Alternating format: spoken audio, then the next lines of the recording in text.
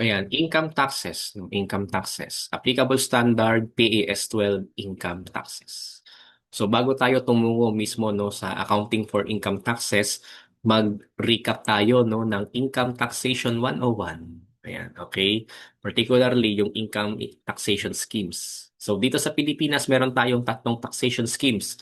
Number one, meron tayong tinatawag na final income taxation na nag-a-apply sa mga specific passive income like bank interest, dividends, and royalties, no, at other passive income. Ayan, okay? Meron din tayong tinatawag na capital gains taxation na nag-a-apply naman sa mga gain made on selling or trading certain capital assets. And finally, meron tayong tinatawag na regular income taxation. So, itong regular income taxation scheme, siya yung catch basin, kumbaga, no? Siya yung default catch-all taxation scheme for remaining income types. So, ibig sabihin, kumbaga, no? Kapag merong item of income at hindi siya subject sa final income taxation at hindi rin siya subject sa capital gains taxation, therefore, subject siya sa regular income taxation, no? Unless the item of income is exempt, okay? Ayan. And sa ating taxation, no, sa taxation, sa income taxation scheme, ang isang item of income, no, ang isang item of income, no, ay meron lang isa na taxation scheme. So ibig sabihin sa kada isang item of income, isang taxation scheme lang ang nag-a-apply, no? Hindi pwedeng dalawang taxation scheme na sabay ang nag-a-apply, no, sa isang item of income. Okay? And dito, no, dito sa ating past 12, dito sa accounting for income taxes actually, no, ang pinag-uusapan na income taxation scheme diyan is itong number 3, no? Ito yung pinag-uusapan diyan, yung regular income taxation. Okay? So sa regular income taxation scheme, no, kung individual, kung natural person, no, ang taxpayer, then income tax table 'yan. Okay? Kung juridical person naman or mga corporation, so ang regular income taxation, ang regular income taxation scheme doon is yung kumbaga yung corporate income tax na 20% and 25%, no? Syempre kung ano yung applicable doon sa dalawang rate na binanggit ko. Yan. Okay? Again sa again sa past 12 ang pinag-uusapan na taxation scheme dito is yung regular income taxation. Okay? So dito sa past 12 sa accounting for income taxes, kailangan nating malaman ano ba ang pagkakaiba ng accounting income versus taxable income. Kasi ito lagi ang starting point, no, ng topic na past 12. Kailangan nating malaman ang pagkakaiba ng accounting income at taxable income. So doon muna tayo sa accounting income, no? Sa accounting income, so syempre, kinompute yan based on the PFRS. Okay, based on PFRS. So yung accounting na pinag-aaralan natin sa undergrad, no, kung ikaw ay BS Accountancy core o kung ikaw ay BS Accountancy student or any accounting related course na pinag-aaralan mo right now, that is in accordance with PFRS. Okay? So yung accounting income then nakikita natin yan sa Statement of Comprehensive Income. Okay, siya yung nasa Statement of Comprehensive Income, yung bottom line item doon, no? Yung accounting income. Okay? And yung accounting income, tinatawag din yan minsan no na financial income or pre-tax. Okay? So sa taxable income naman, so ano naman yung taxable income? So syempre, ang taxable income ay kinompute based on the tax code of the Philippines. Kinompute ang taxable income based on the National Internal Revenue Code of 1997 as amended. Okay? And yung taxable income, nakikita naman natin yan. No? Saan naman natin nakikita yan? Okay? Kung ang accounting income ay nakikita natin sa Statement of Comprehensive Income, ang taxable income ay nakikita naman natin sa income tax return. Ayan, income tax return. Okay? Ang accounting income at ang taxable income in most cases, no, ang accounting income at taxable income ay not equal. Hindi tugma, hindi parehas. Okay? Again, ang accounting income at taxable income in most cases, hindi sila parehas. Hindi parehas yung amount. Kasi magkaiba ng basis ang computation. Yung accounting income based sa PFRS, yung taxable income based sa tax code. Okay? At dahil hindi sila parehas, no, dahil hindi equal ang amounts nila, meron yang differences. Okay? Meron silang differences. And yung differences na yon, yung differences ng accounting income at taxable income, yun yung tinatawag na permanent differences and temporary differences. Okay?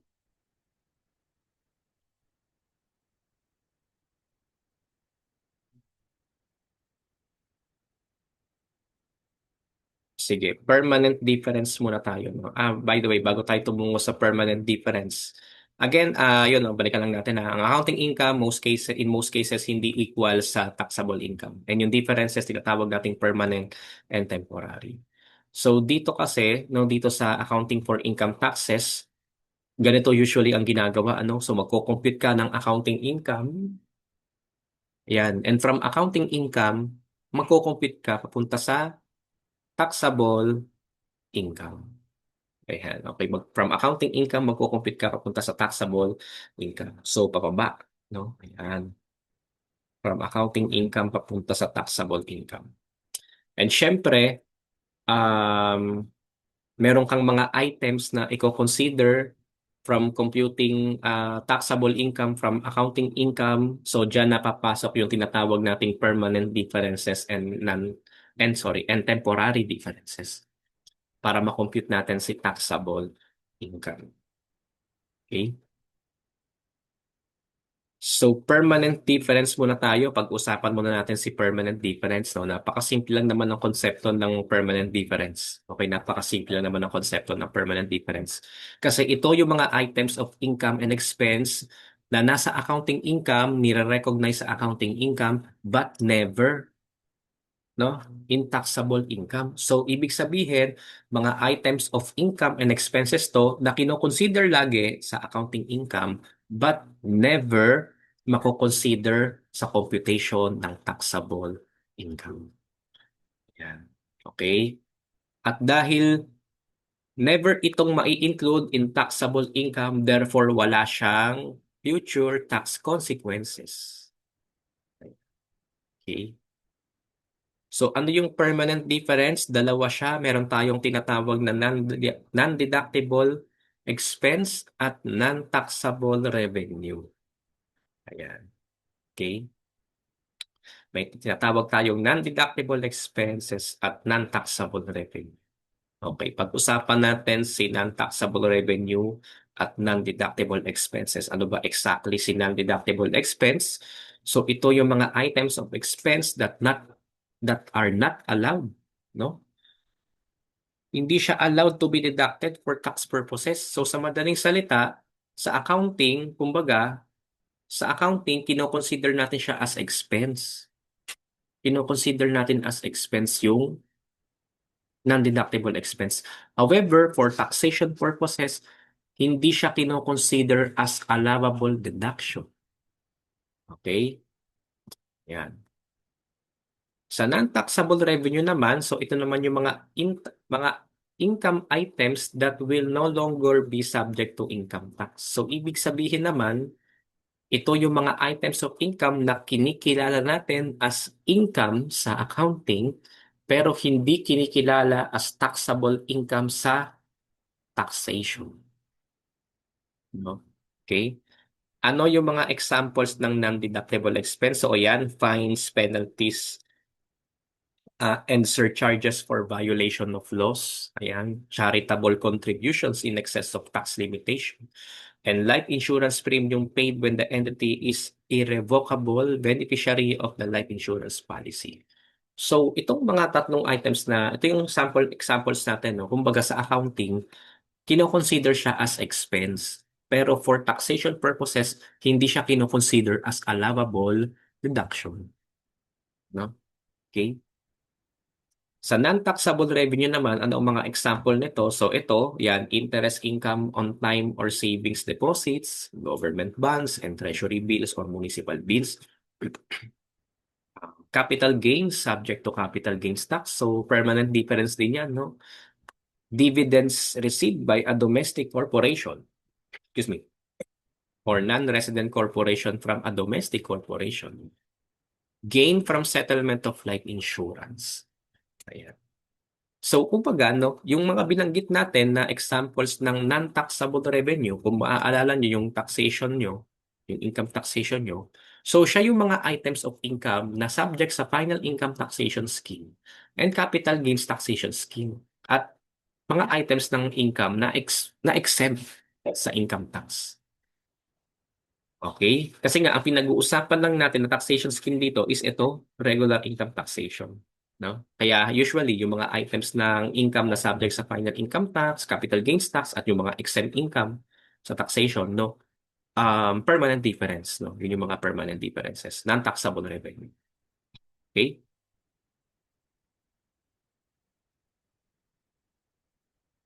Next natin, tinatawag na temporary differences. So, syempre, opposite siya ng permanent. Meron siyang future tax consequences. Okay? Kabaliktaran siya ng permanent differences. May future tax consequences. And dalawa din ito, no? May tinatawag tayong future deductible amount or FDA and future taxable amount. Okay? So, yung future deductible amount, no? Yung future deductible amount, so pag-usapan muna natin si future deductible amount or FDA in short, no? Okay? Yan. So, pag sinabi nating future deductible amount, it results in future deductible amount, no? In determining taxable income of future periods. So, yung future deductible amount or FDA, so yan din yung tinatawag na deductible temporary difference. Pero for lecture purposes, no, mas gagamitin ko yung term na future deductible amount kasi mas madaling intindihin yung concept. No, kasi yung future deductible amount, so kung paano mo naintindihan yung term na yun din yung ibig sabihin syempre ng future deductible amount. Deductible in the future. Okay, deductible in future periods. Okay. So, ayun, future deductible amount. So, magkaroon tayo ng example dito. Let's say merong single transaction ang entity. May single transaction lang ang entity. And if we apply PFRS dun sa single transaction na yun, ang income natin would be 50,000. Okay? However, if we apply the rules of tax code, ang taxable income would be 70,000. Okay? Ayan. Sulat natin. No? Accounting. Ayan. Accounting versus tax. Ayan. Tax. Ang income sa accounting is 50. Sa taxation, 70. Ayan. Okay. So dito sa past 12, no, when we reconcile accounting and tax, ang laging nasusunod dyan, si tax. Si tax lagi ang nasusunod. No? Si tax. Ang nag-a-adjust dyan lagi, si accounting. Okay, si accounting. Again, si tax lagi ang nasusunod, si accounting ang nag-a-adjust. So dito, ang nasusunod si tax, so dapat ang taxable income 70. I-a-adjust natin si accounting. So para magtugma silang 70,000, ano ang gagawin kay accounting na 50,000? Yes, no? Dagdagan natin siya ng 20,000. Para pareha silang 7. Okay? Dagdagan natin siya ng 20,000. So itong 20,000 na to, tawag natin dyan future deductible amount. Future deductible. Kumbaga, future deductible amount, so yung 20,000 na yan, magiging deductible sa susunod na accounting period when determining taxable income of future periods. Kumbaga, dahil future deductible amount siya, take note of the operation symbol, addition. No? Addition. So, wag mo nang i-deduct ngayon. Wag mo munang i-deduct ngayon kasi deductible pa siya in the future, kaya i-add back mo muna. Okay, sa accounting. Ayan, okay? Future deductible amount. So, yung 20,000 na yan, magiging deductible yan when determining the taxable income ng susunod na accounting period. Huwag mo munang i-deduct ngayon, kaya in-add back natin kasi deductible pa siya in the future. Okay, 20,000. Next, o para mas another example tayo, another single transaction na example ulit, pero this time, expense naman. Okay? Expense. So, nilagyan ko ng parenthesis yung figures para talagang it is represented as expense. No? Ayan. Okay? So, let's say merong single transaction. May single transaction. No? And if we apply PFRS dun sa single transaction na yon, no? Ang ang expense 70,000. Pero kapag in-apply natin ang rules ng tax code sa transaction na yon, ang allowable deductions would be 50. 50,000 yung allowable deductions. So sa accounting, 70. Sa taxation, dapat 50. Sino ang masusunod? Yes, si tax lagi ang masusunod. Sino ang mag-a-adjust? Sino ang mag-a-adjust? Si accounting. So, ibig sabihin, para mapag-adjust natin yan, para pareha siyang 50,000, ano ang gagawin natin kay accounting? Yes, very good. Dadagdagan siya ng 20,000. O ayan, another 20,000. Negative 70 plus positive 20 equals negative 50. So take note of the operation symbol, parehas addition. So tawag natin doon sa 20,000, future deductible amount. Okay? Same concept.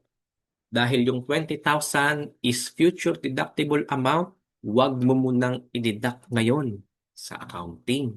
Huwag mo munang i-deduct ngayon. I-add back mo muna yung 20 kasi yung 20,000 hindi siya deductible ngayon but deductible in the future. Okay, future deductible. Yeah. Okay. So, ayun. So, ito yung kaninang ating dalawang single transaction, no? By the way, independent sa isa't isa yan, ha? Para lang mas mapaliwanag natin yung konsepto ng future deductible amount para malaman mo rin, no? Alin ba yung future deductible amount? Ano ba yung future taxable amount? So, yun, no? Okay. So, the idea here sa future deductible amount, no? The net income for taxable income computation purposes is understated. Okay? And ipakita ko lang muna pero hindi ko muna ipapaliwanag kasi sa problem solving ko to bibigyan ng emphasis.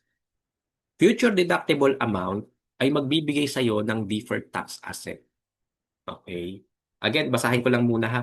Future deductible amount, you multiply it by the future tax rate will give you deferred tax asset.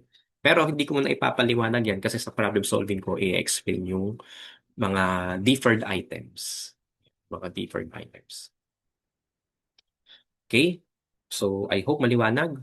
I hope clear. I hope nakakasunod sa ating lecture. O tuloy tayo sa temporary differences pero this time, excuse me, future taxable amount. Future taxable. So, when we say future taxable amount, siya din yung tinatawag na taxable temporary difference. So, pag sinabi natin future taxable amount, it results in future taxable amount in determining taxable income future periods. So, um,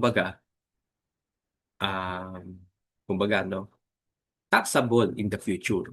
Okay, future taxable amount. So, apply ulit natin. Let's say may single transaction si entity. Single transaction. Ngayon, if we apply PFRS dun sa single transaction na yon, ang income would be 60. Pero, if we apply the tax code dun sa single transaction na yon, ang taxable income is 30. Okay, so sulat natin. Sulat natin. Si accounting, tapos si tax. Income sa accounting, 60. Income, tax code, 30. Okay? Sino ang masusunod? Yes, very good. Si tax. Si tax lagi ang nasusunod. Sino ang mag-a-adjust? Si accounting. Okay? Si accounting ang mag-a-adjust. So, dapat parehas silang 30. Ngayon, anong gagawin mo sa 60 para maging 30,000 siya? Okay, very good. Very good. Kailangan mong bawasan ng 30. Kailangan mong i-adjust si accounting ng minus 30,000 para parehas sila sa tax, para masunod si tax. And take note of the operation symbol, minus sign. Oh, minus sign din, negative. Negative 30,000. And yung negative 30,000 na yan, yung dideduct natin, tawag natin dyan future taxable amount. Ibig sabihin, class, no, taxable pa siya in the future. Huwag mo munang isama ngayon. Kaya tanggalin mo muna yung 30,000. Kasi yung 30,000, hindi siya taxable ngayon, taxable siya in the future. So, alisin mo muna. Ayan, 30,000. Ibabas mo muna. Okay? Yung 30,000 na yan, magiging taxable yan in the future. Okay, so I hope maliwanag, no? So, ganun ha, kung medyo nalilito ka as to kailan masasabing future deductible amount, kailan masasabi na future taxable amount. So, yun, no? Ganyan yung isa sa approach. No? Next, so subukan naman natin i-analyze si future taxable amount kapag items of expense. Okay, so ganun din ang gagawin natin, class, no? Ganun din ang gagawin natin. Okay? Accounting, tax. Let's say may single transaction ang entity. Items of expense naman. If we apply PFRS dun sa single transaction na yon, ang expense would be 50. However, if we apply tax code rules dun sa single transaction na yon, ang allowable deductions ay um, 75. No? 75. Okay, 70. Sinong masusunod? Excuse me? Sinong masusunod? Si tax. Sino ngayon ang mag-a-adjust? Si accounting. Ngayon, paano mo pagtutugma na pareha silang 75? Okay. Okay, very good. Kailangan mo maglagay ng dito ng, sorry, maglagay ng 25,000. Take note of the operation symbol, negative, minus sign, subtraction. Therefore, itong minus sign, negative na 25,000, tawag natin dyan, future taxable amount. Future taxable amount yung 25,000 na yan. Kasi, um, taxable yung 25,000 na yan in the future. Dahil taxable pa siya in the future, hindi siya taxable ngayon, ibawas mo muna. Alisin mo muna. Okay? Alisin mo muna sa taxable income mo. Kumbaga, alisin mo muna rather, no, sa accounting income for taxation purposes. Taxable in the future, kaya alisin mo muna for this period. Okay? Next. So I hope, no, kahit paano medyo mas kumbaga naliliwanagan ka kung kailan future deductible amount at future taxable amount dun sa ating mga single transaction na example. So later on meron pa yung problem solving natin ha. Mamaya, no, kung hindi mo pa naiintindihan ngayon, I hope pag nag-problem solving tayo, no, mas maintindihan si temporary differences. So dito sa temporary differences, future taxable amount, the idea here, the net income is overstated. Ayan, the net income is overstated. And basahin ko lang muna ulit, dahil future taxable amount siya, magbibigay siya sa iyo ng deferred tax liability. Kasi syempre magkakaroon ka ng taxable amount in the future. Therefore, magkakaroon ka ng tax na babayaran kumbaga. No? Future taxable amount times future tax rate equals deferred tax liability. Basahin ko lang muna ulit. No? Mamaya natin ipaliwanag sa problem solving. Okay. So, ito naman yung mga frequent items ng temporary difference. Okay? Ito yung mga frequent items ng temporary difference. Ayan. So, kumbaga, no, ang general rule kasi, no, kumbaga, ang general rule sa accounting, accrual basis. accrual basis, no? Pero sa tax, kumbaga, no, cash basis. Kasi gusto ng government natin, nag-materialize ang transaction. At kailan ba magmamaterialize ang transaction? Kapag naging cash na ito. Okay, kaya yung tax, no, cash basis. Gusto ng government, nag-materialize ang transaction. Okay.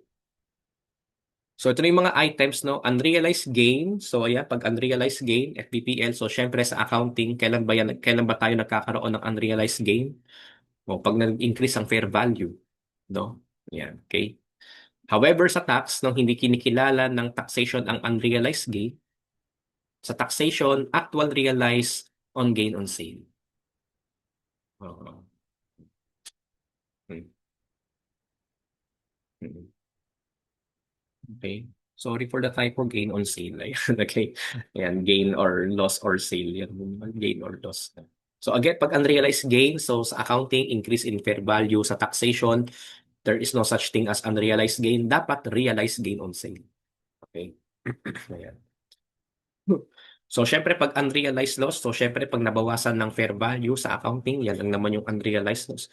Pero sa tax, ang kinikilala niya, actual realized loss on sale. Okay? Next, items, mga examples pa. No? So, sa depreciation, usually sa accounting, straight line method lang naman. No? Cost minus salvage value divided by useful life.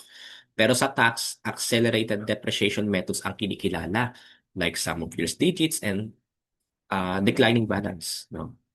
Okay? As to doubtful accounts or bad debt, so sa accounting allowance method, no? Sa tax, hindi kinikilala ang allowance method. Gusto kasi ng government, nag-materialize ang transaction, kaya ang kinikilala niya, direct method. No? Okay, direct method. Sa litigation losses, so yung provision for litigation losses, sa accounting, di ba, yan yung provision, no? Estimated liability, estimated settlement amount. Pero sa tax, ang kinikilala ng tax, actual settlement amount na. No? Ayan. Okay? Impairment loss other than goodwill. So sa accounting, the usual impairment test. No? Okay? Carrying amount versus recoverable amount. Yan. Okay? Pero pag taxation, actual realized loss on sale ang kinikilala. Sa warranty naman, so yung warranty, ayan, ewan ko na, sana napanood yung ating videos ng warranty. Okay? So sa accounting, so yan, yung accrued warranty. Yan, yun yung ating ano dyan, accounting, no? Pero sa tax, actual warranty cost, no, ang kinikilala or nire-recognize. Okay? So, yun lang naman. So, yun lang muna tayo. Yun na lang muna yung concept natin, no? Yun na lang muna yung concept na pag-usapan natin dito sa accounting for income tax. Mag-problem solving muna tayo para matouch na natin yung mga concept ng current income tax, um, deferred income tax, total income tax, no? Sa problem solving na lang natin siya i-discuss. Plus yung discussion ng mga deferred tax assets, deferred tax liabilities. So yun, problem solving na tayo, no? Problem solving na tayo, plus.